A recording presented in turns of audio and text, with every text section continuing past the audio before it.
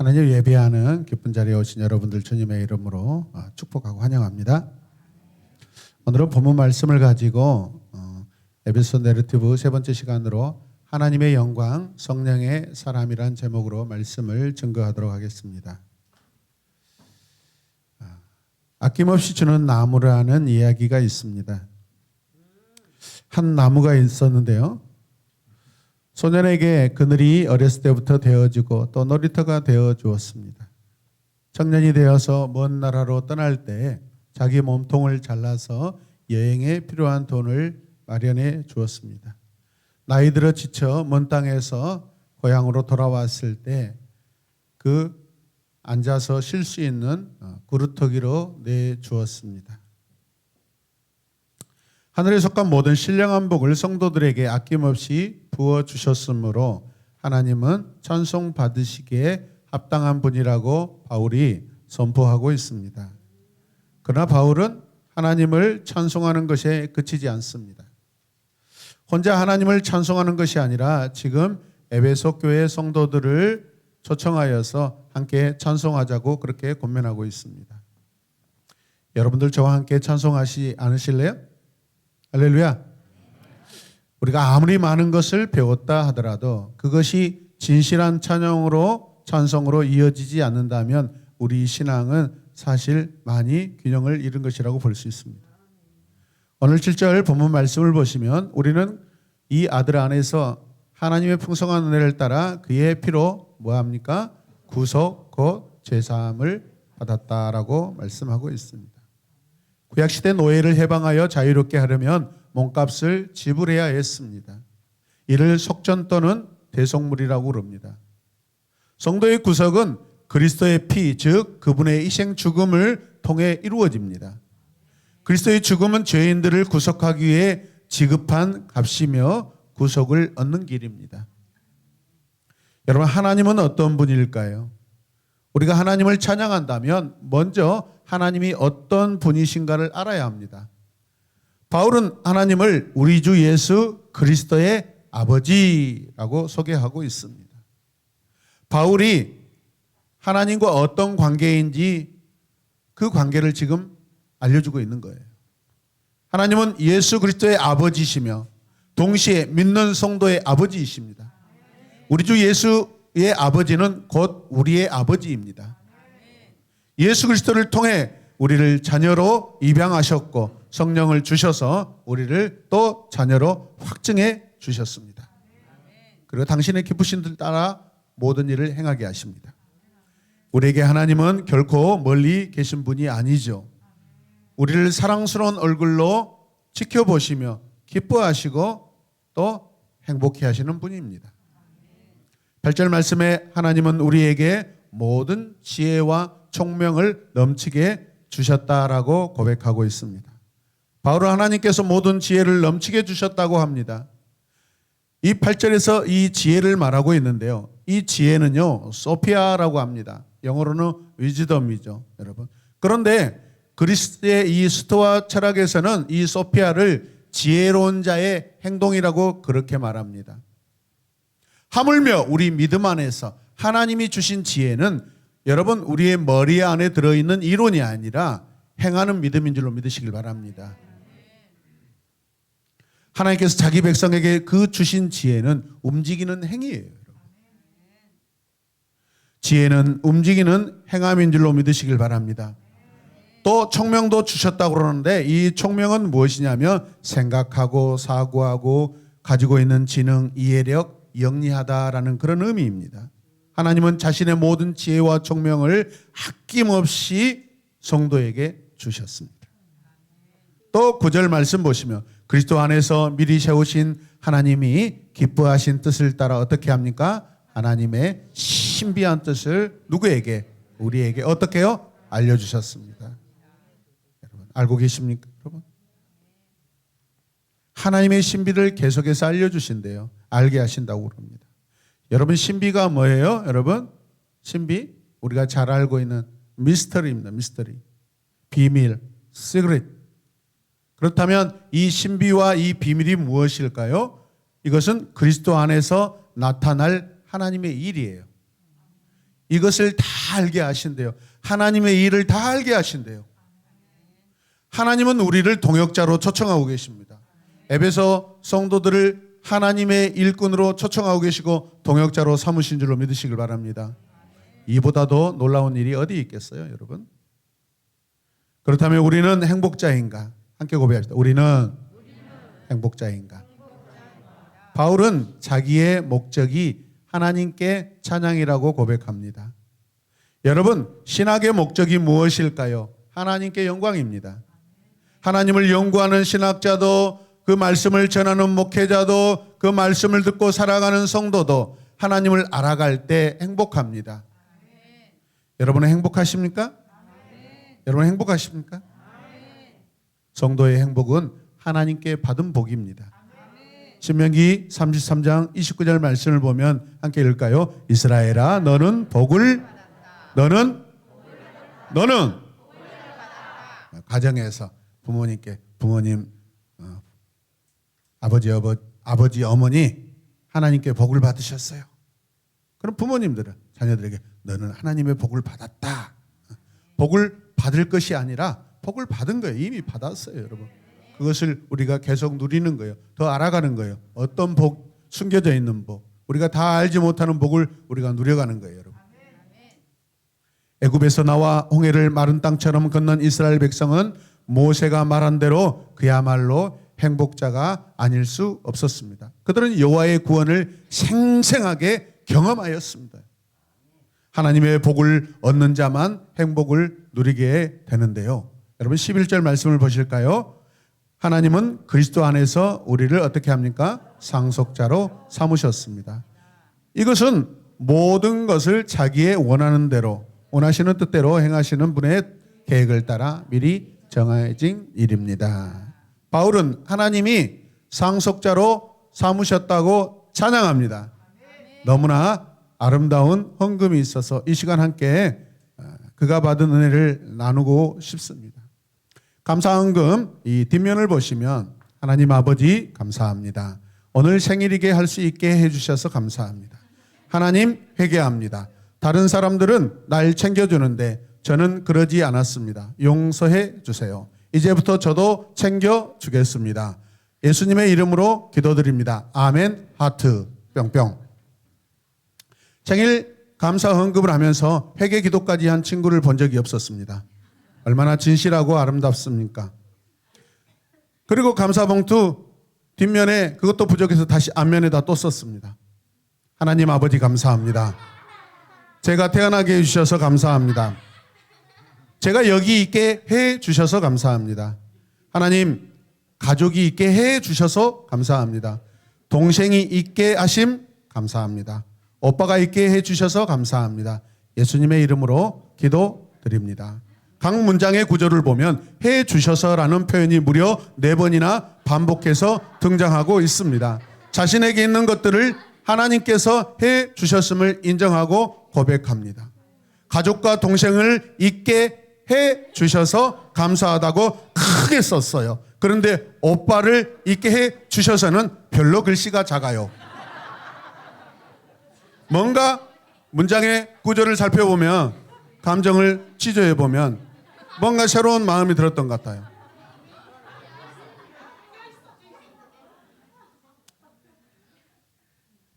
얼마나 그 생일이 감사했으면 이렇게 여러분 하나님께 감사하다, 회개하고 용서해 주세요. 생일날 용서도 받고 회개도 하시길 바랍니다. 그리고 자기가 누구라고 고백합니까?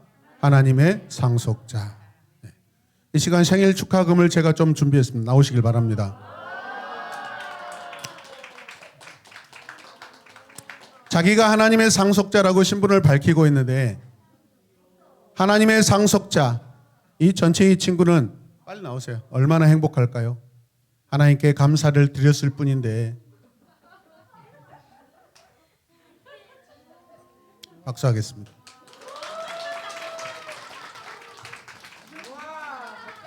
거기 봉투 보면은 전달하는 사람도 써놨어요. 하나님의 상속자 김필환 이렇게 써놨어요. 아빠가 이 돈 달라고 하면 어떻게 하냐? 11조 떼고 좋아하는 마라탕 사 먹으세요. 여러분 함께 고백합시다. 하나님께서 잘 길러주시고 계십니다. 어쩌면 바울도 이와 같은 마음이 아닐까요? 하나님이 너무 좋아 죽겠어요. 그래서 찬송을 드리는데 그 내면 깊은 곳에서 즐거움이 쫙 올라옵니다. 옹달샘에서 물이 숑숑 솟아나는 것처럼 찬양이 터져 나오고 있습니다. 상속자된 바울은 지금 행복자입니다. 우리도 상속자 되어 행복합시다. 12절 말씀을 보십시오. 그것은 그리스도께 맨 먼저 소망을 둔 우리로 하여금 하나님의 영광을 찬미하는 사람이 되게 하시려는 것이었습니다. 바울은 에베소 성도들에게 자신의 찬송을 통해 그리스도 안에 있는 나는 행복자다라고 그렇게 말합니다. 그리스도 안에서 하늘에 속한 모든 신령한 복을 받은 자들이 행복자가 아니라면 누가 과연 행복자인가? 바울은 다시 외칩니다. 성도들이여 너희는 행복자로다. 여호와의 구원을 너희같이 얻은 백성이 누구냐? 분위기와 느낌은 행복으로 충분하잖아요, 여러분. 할렐루야. 바울은 우리가 맨 먼저 그리스도께 소망을 두었다라고 여러분 엄청난 신앙의 고백을 합니다. 그는 사도들에게서 가장 꼴찌라고 했는데 오늘 보니까 자기가 가장 먼저 하나님께 소망을 둔 자라고 완전히 역전시켜버리고 있습니다. 여러분, 나는 과연 행복자인가? 나는 하나님의 영광을 찬양하고 있는가? 여러분은 지금 행복하시나요? 나는 지금 행복한가요? 우리는 하나님께 받은 어떤 복을 받았습니까? 나는 누구인가? 여러분 헤아려 보시길 바랍니다. 우리가 이런 신령한 복을 받아 누리고 있음을 알고 있는가요? 여러분, 우리가 받은 복이 얼마나 크고 놀라운 것인지 깨닫고 있습니까? 바울은 지금 어디에 있을까요? 감옥에 있습니다. 바울이 사로잡혀 감옥에 갇혔어도 하나님께 찬송을 쏟아내고 있습니다. 그 복이 저 멀리 다른 세상에 속한 것이 아닙니다. 그것은 본래 하늘에 속한 것입니다. 사람이 제정신이라면 한밤중에도 그 깊은 감옥에서 노래를 부를 수 있을까요? 바울은 깊은 감옥에서 메인 몸이지만 큰 소리로 찬양합니다. 간수가 그만하라고 때립니다. 얼굴에서 피가 흐르지만 바울은 찬송을 멈추지 않고 있습니다. 그 소리가 깊은 감옥 이곳 저곳에 퍼져나갑니다. 함께 갇혀있는 죄수들이 바울의 찬양을 듣고 있습니다. 불편하지 않습니다. 시끄럽지 않습니다. 은혜가 됩니다. 잠을 자던 죄수들이 갑자기 일어나 바울의 찬송 소리에 하나님께 무릎을 꿇습니다. 그리고 회개의 기도를 드립니다. 기도하다 죄수가 예수를 영접합니다. 구원의 간격이 벅차올라와 울음을 터뜨립니다. 성령이 죄수들을 만지기 시작하십니다. 그리고 그들이 함께 주님을 찬송합니다.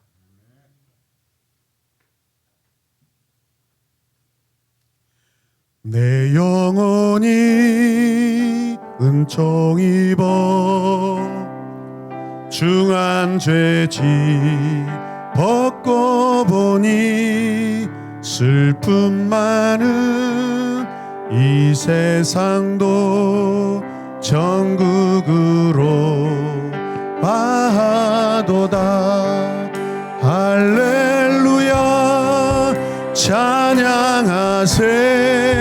내 모든 죄 사함받고 주 예수와 동행하니 그 어디나 하늘나라 그 어디나 주님 나라.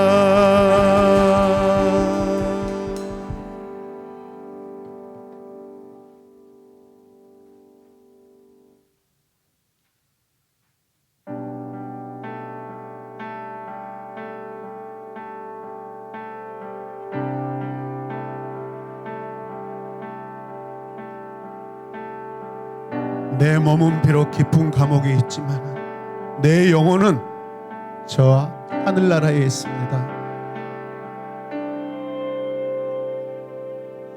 내 영혼의 극히 깊은 데서 맑은 가락이 울려나네.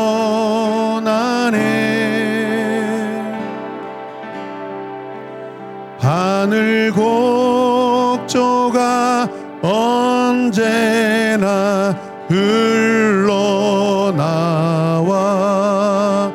내 영혼을 고이 싸네. 내 맘속에 솟아난 이 평화는 깊이 묻힌 보배로다.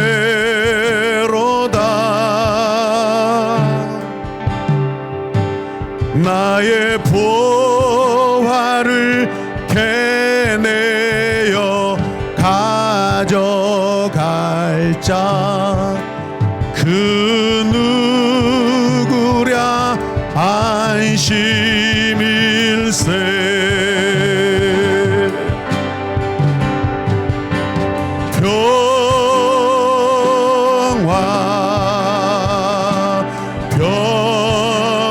평화로다. 하늘 위에서 내려오네.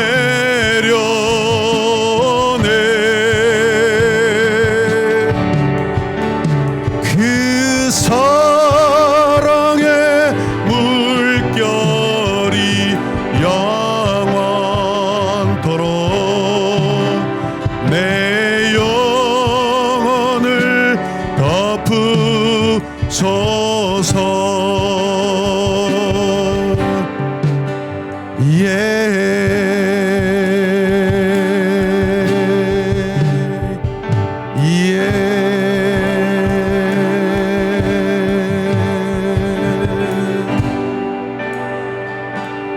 내 영혼의 평화가 넘쳐남은 주의 축복을 받으니라.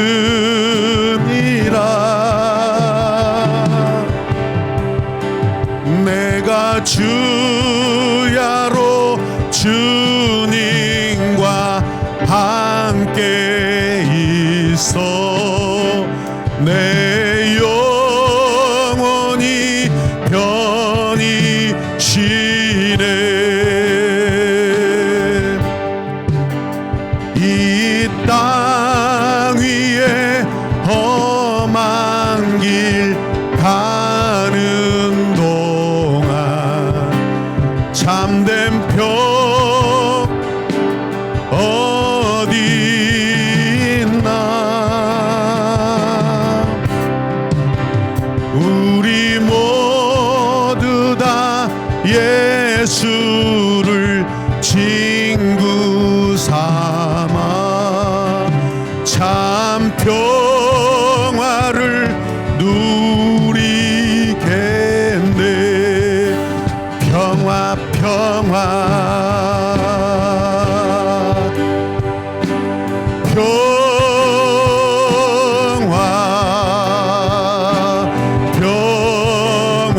평화로다.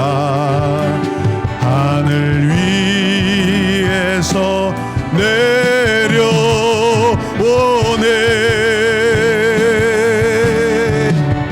그 사랑의 물결이 영원토록 내 영혼을 덮으소서.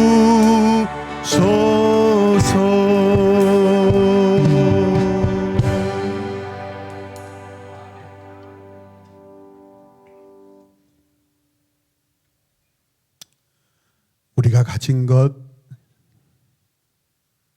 지금 누리고 있는 것, 그 신령한 복을 깊이 묵상합시다.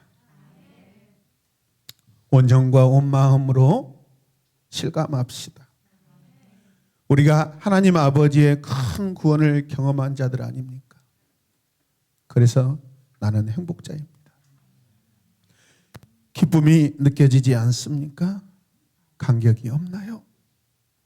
낮은 곳으로 내려가십시오. 깊은 곳으로 들어가십시오. 그곳에서 주님을 노래하십시오. 하나님의 만지심, 위로하심, 성령의 회복이 있을 것입니다. 우리는 찬송의 백성 아닌가요? 바울의 찬송은 단지 우리가 행복자임을 알게 하는 것이 있지 않습니다.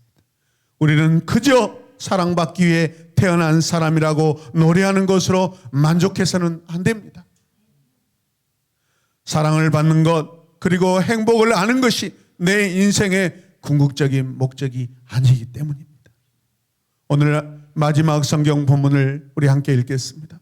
이 성령은 하나님의 소유인 우리가 완전히 구원을 받을 때까지 우리의 상속의 담보이시며 우리로 하여금 하나님의 영광을 찬미하게 하십니다. 바울의 찬송 고백은 우리를 행복자로 만드신 하나님의 목적이 무엇인지 알려주고 있습니다. 그것은 하나님의 은혜의 영광을 영원히 찬미하는 것이다라고 합니다. 가난한 사람은 먹고 마시는 것이 없어서 서럽기도 하지만 더 가슴 아픈 것은 보호받고 의지할 수 있는 것이 많지 않다라는 거예요. 사람들이 아무리 힘들어도 자기 집을 가지고 싶어하는 이유가 뭐겠어요? 그 집이 가족의 쉼터뿐만 아니라 위급할 때 은행 대출을 할 수 있는 담보 물건이 되기 때문에 그렇습니다. 무일푼으로 교회 개척을 시작할 때 보증금이 없었습니다. 그때 김장인 권사님이 2천만 원을 주셨어요. 돈이 계속해서 필요했습니다. 은행 대출을 하고 싶었지만 담보가 없어서 번번이 거절당했습니다. 우리 은행은 교회 상품이 없습니다. 그때 얼마나 절망되고 서러웠는지요. 그런데 바울은 우리가 하나님의 자녀가 되는 그때부터 성령이 상속의 담보가 된다고 찬양합니다. 주님은 당신이 다시 오실 때까지 성령을 우리에게 담보로 보내주셔서 우리의 위로자가 되게 하시고 우리의 격려자가 되게 하십니다. 또 우리의 찬송할 수 있는 감격과 감동을 주시는 분입니다. 하나님을 기뻐할 수 있도록 늘 기억력을 촉진시키시는 분입니다. 하나님 너무 좋아요. 그래도 한두 시간 찬양은 쉽지 않아요. 하루 종일 1년 내내 평생을 어떻게 찬양해요? 불가능한 일이죠. Nothing is possible. 빰빰빰빰빰. Nothing is possible. 빰빰빰빰빰. 그러나 성령이 내게 오시면 불가능은 없습니다. 구약 성경에서도 하나님께서 새 백성을 창조하신 목적을 나의 찬송을 부르게 하려 함이라라고 말씀하셨습니다. 단지 구원받고 다 됐다 하며 살면 안 되는 거죠. 그분의 은혜를 즐거워하는 행복자로 살아야 해요. 행복한 백성은요, 찬양의 백성입니다. 성령의 사람인 거예요. 그 입술에 찬양이 있다라는 것은 성령의 사람입니다. 하나님의 영광을 아는 성도는 성령의 사람입니다. 하나님의 백성은 극적인 변화를 경험한 사람들이지 않습니까? 인간 중심에서, 자기 중심에서, 세상적 삶에서 하나님 중심으로 유턴한 사람들입니다. 여러분, 하나님께 유턴하십시오. 불법으로 차선 변경하지 마시고 저 인터체인지까지 가셔서 유턴하시길 바랍니다. 성도는 자기를 내세우고 자기를 찬송하는 자리에서 오직 하나님의 은혜를 자랑하고 하나님을 찬양하는 자리로 옮겨진 사람들입니다. 하나님의 백성은 하나님의 뜻을 따라 하나님의 영광을 위하여 사는 하나님의 소유입니다. 이거예요. 이거라고요. 그런데 과연 하나님의 백성으로서 우리의 입술과 가슴에는 찬송이 넘치고 있는가요? 주님이 당하신 고난의 신비를 깨닫고 그 사랑에 붙들려 다음과 같이 노래한 사람이 있습니다. 나 무슨 말로 주께 다 감사드리랴. 끝없는 주의 사랑 한없이 고마워. 보잘것없는 나를 주의 것 삼으사 주님만 사랑하며 나 살게 하소서. 베르나르라는 사람이 고백한 시입니다. 우리에게 이런 찬송이 있습니까? 구원의 은혜를 받았음에도 불구하고 우리에게 깊은 감사와 찬송이 없다면 그 이유가 무엇입니까? 무엇이 여러분들을 찬송하지 못하게 하고 주님을 노래하지 못하게 합니까? 기쁨으로 하나님을 찬송하려면 그러면 어떻게 해야 할까요? 여기 아시는 분 있으면 말해보세요. 알려주세요. 여러분 십자가로 가십시오. 그리고 거기 서서 그 십자가를 바라보십시오. 그것을 깊이 생각하여 보십시오. 십자가는 우리를 구원하려고 하나님의 아들이 고난을 당하고 피를 흘린 은혜의 자리요 우리를 향한 하나님의 사랑이 가장 극적으로 나타난 사랑의 자리입니다. 재연소 하버드 대학교 교수였던 알스터 맥그레스가 무신론자로 살다가 주님을 영접하고 나서 그가 하는 고백이 있습니다. 우리 함께 읽겠습니다. 그리스도의 십자가에 대한 가장 적절한 반응은 신학적 연구가 아니라 바로 경배하는 것이다. 아멘. 사랑하는 성도 여러분, 하나님의 비전을 가지고 있습니까? 우리는 교회 안에서 비전이라는 말을 많이 사용합니다. 하지만 대부분 우리는 이 말을 사역 현장에서는 소원이나 어떤 목표를 가리키는 것으로 사용합니다. 때로는 개인의 욕심, 개인의 어떤 야심, 자기의 어떤 꿈, 자기의 어떤 비전으로 그럴듯하게 포장하기도 합니다. 우리는 그러면 안 됩니다. 진정한 비전은 나의 소원이나 소망이 아니라 하나님의 비전을 알고 그것을 공유하고 품어야 진정한 비전이 되는 줄로 믿습니다. 우리가 성령의 사람인지 세상적 그리스도인인지 어떻게 알 수 있을까요? 그가 무엇을 위해 달려가는지, 그가 누구를 위해 걸어가는지 오늘 이 설 명절에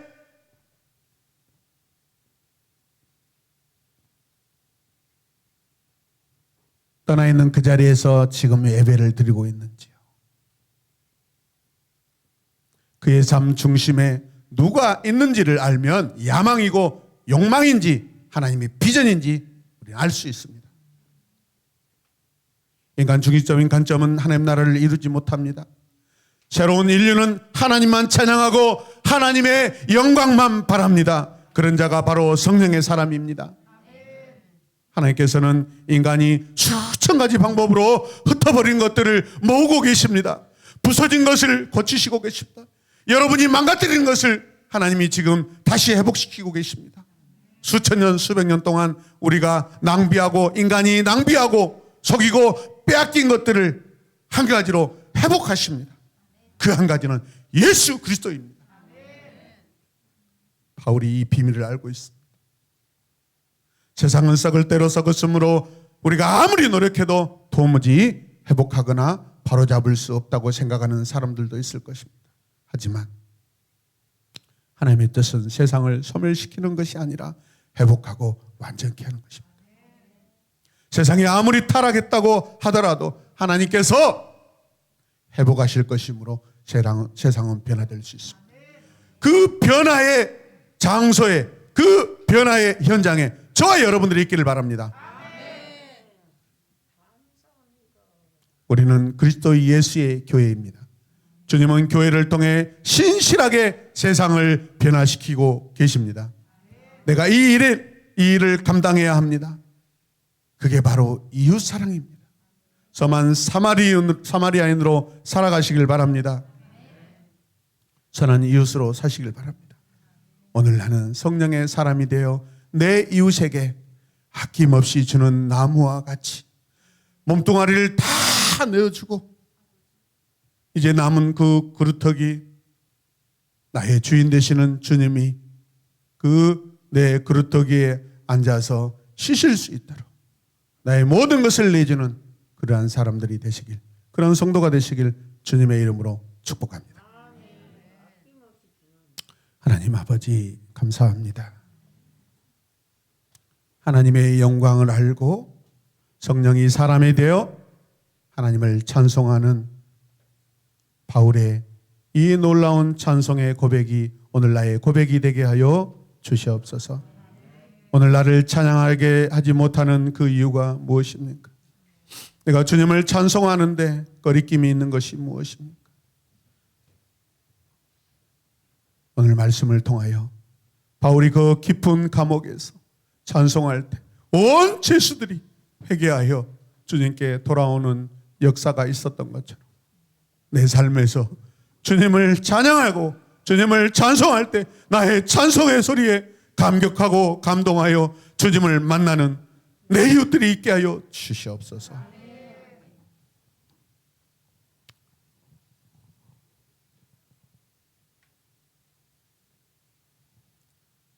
온 가족이 모이는 그 자리에서 하나님을 찬양하게 하여 주시옵소서.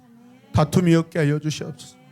미워하고 시기하고 질투하는 일이 없게 하여 주시고, 나는 부모님을 모시지 못한다, 나는 그게 내 책임이 아니다, 그런 엉뚱한 그런 어리석은 말을 하지 않게 하여 주시옵소서. 하나님을 사랑함으로 내가 내 부모님을 모시고 내 부모님을 책임지겠다고 고백하는 책임 있는 이웃을 사랑하는 우리 성도들이 다 되게 하여 주시옵소서. 예수님의 이름으로 기도드립니다. 아멘.